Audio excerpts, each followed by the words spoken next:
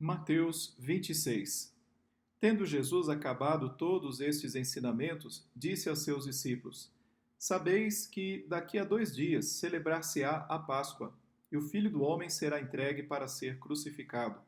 Então os principais sacerdotes e os anciãos do povo se reuniram no palácio do sumo sacerdote chamado Caifás e deliberaram prender Jesus à traição e matá-lo. Mas diziam: não durante a festa, para que não haja tumulto entre o povo. Ora, estando Jesus em Betânia, em casa de Simão, o leproso, aproximou-se dele uma mulher, trazendo um vaso de alabastro cheio de precioso bálsamo, que lhe derramou sobre a cabeça, estando ele à mesa. Vendo isto, indignaram-se os discípulos e disseram: para que este desperdício? Pois este perfume podia ser vendido por muito dinheiro e dar-se aos pobres. Mas Jesus, sabendo disso, disse-lhes: por que molestais esta mulher? Ela praticou boa ação para comigo, porque os pobres sempre os tendes convosco, mas a mim nem sempre me tendes. Pois, derramando este perfume sobre o meu corpo, ela o fez para o meu sepultamento. Em verdade vos digo, onde for pregado em todo o mundo este evangelho, será também contado o que ela fez para a memória sua. Então, um dos 12, chamado Judas Iscariotes, indo ter com os principais sacerdotes, propôs: que me quereis dar, e eu vô-lo entregarei? E pagaram-lhe 30 moedas de prata. E desse momento em diante buscava ele uma boa ocasião para o entregar. No primeiro dia da festa dos pães asmos, vieram os discípulos a Jesus e lhe perguntaram: onde queres que te façamos os preparativos para comeres a Páscoa? E ele lhes respondeu: ide à cidade ter com certo homem e dizei-lhe: o mestre manda dizer: o meu tempo está próximo, em tua casa celebrarei a Páscoa com os meus discípulos. E eles fizeram como Jesus lhes ordenara e prepararam a Páscoa. Chegada a tarde, pôs-se ele à mesa com os 12 discípulos. E enquanto comiam, declarou Jesus: em verdade vos digo que um dentre vós me trairá. E eles, muitíssimo contristados, começaram um por um a perguntar-lhe: porventura sou eu, Senhor? E ele respondeu: o que mete comigo a mão no prato, esse me trairá. O Filho do Homem vai, como está escrito a seu respeito, mas ai daquele por intermédio de quem o Filho do Homem está sendo traído. Melhor lhe fora não haver nascido. Então Judas, que o traía, perguntou: acaso sou eu, mestre? Respondeu-lhe Jesus: tu o disseste. Enquanto comiam, tomou Jesus um pão e, abençoando-o, o partiu e o deu aos discípulos, dizendo: tomai e comei, isto é o meu corpo. A seguir, tomou um cálice e, tendo dado graças, o deu aos discípulos, dizendo: bebei dele todos, porque isto é o meu sangue, o sangue da nova aliança, derramado em favor de muitos para a remissão de pecados. E digo-vos que desta hora em diante não beberei deste fruto da videira até aquele dia em que o hei de beber novo convosco no reino de meu Pai. E tendo cantado um hino, saíram para o Monte das Oliveiras. Então Jesus lhes disse: esta noite todos vós vos escandalizareis comigo, porque está escrito: ferirei o pastor, e as ovelhas do rebanho ficarão dispersas. Mas, depois da minha ressurreição, irei adiante de vós para a Galiléia. Disse-lhe Pedro: ainda que venhas a ser um tropeço para todos, nunca o serás para mim. Replicou-lhe Jesus: em verdade te digo que, nesta mesma noite, antes que o galo cante, tu me negarás 3 vezes. Disse-lhe Pedro: ainda que me seja necessário morrer contigo, de nenhum modo te negarei. E todos os discípulos disseram o mesmo. Em seguida foi Jesus com eles a um lugar chamado Getsêmani, e disse a seus discípulos: assentai-vos aqui enquanto eu vou ali orar.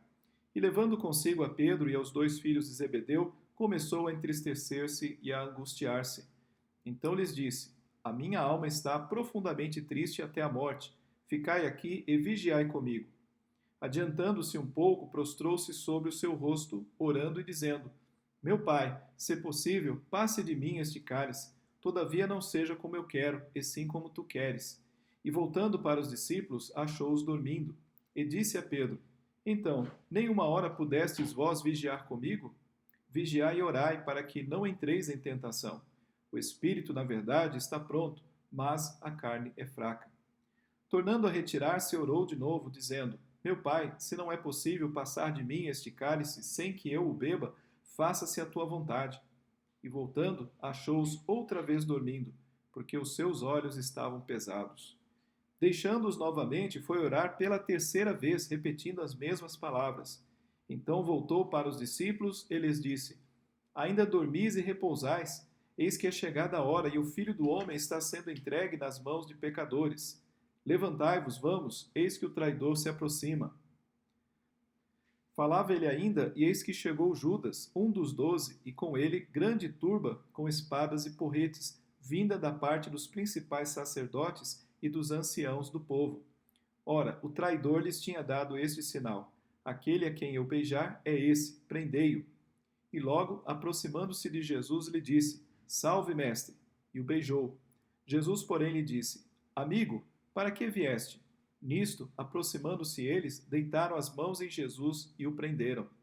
E eis que um dos que estavam com Jesus, estendendo a mão, sacou da espada e, golpeando o servo do sumo sacerdote, cortou-lhe a orelha. Então Jesus lhe disse: Embainha a tua espada, pois todos os que lançam mão da espada, a espada perecerão.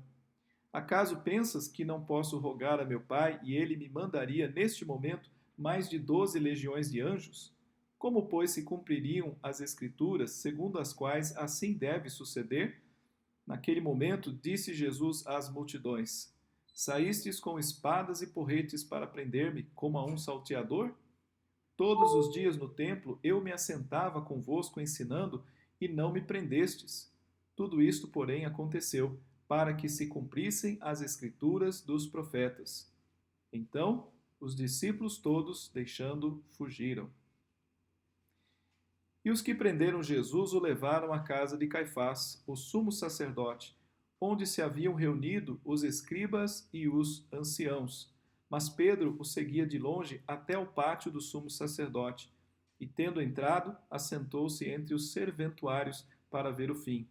Ora, os principais sacerdotes e todo o sinédrio procuravam algum testemunho falso contra Jesus, a fim de o condenarem à morte. E não acharam, apesar de se terem apresentado muitas testemunhas falsas. Mas afinal compareceram duas, afirmando: Este disse: Posso destruir o santuário de Deus e reedificá-lo em 3 dias.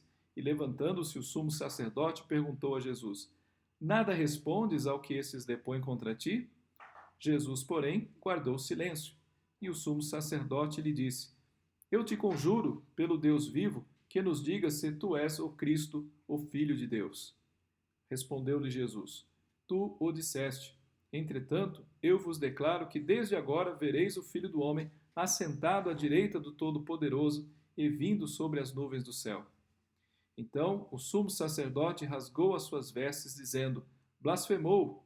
Que necessidade mais temos de testemunhas? Eis que ouvistes agora a blasfêmia. Que vos parece? Responderam eles: É réu de morte. Então uns cuspiram-lhe no rosto e lhe davam murros, e outros o esbofeteavam, dizendo: Profetiza-nos, ó Cristo, quem é que te bateu? Ora, estava Pedro assentado fora no pátio, e aproximando-se uma criada lhe disse: Também tu estavas com Jesus, o Galileu. Ele, porém, o negou diante de todos, dizendo: Não sei o que dizes. E saindo para o alpendre, foi ele visto por outra criada, a qual disse aos que ali estavam: Este também estava com Jesus, o Nazareno. E ele negou outra vez com juramento: Não conheço tal homem. Logo depois, aproximando-se os que ali estavam, disseram a Pedro: Verdadeiramente és também um deles, porque o teu modo de falar o denuncia.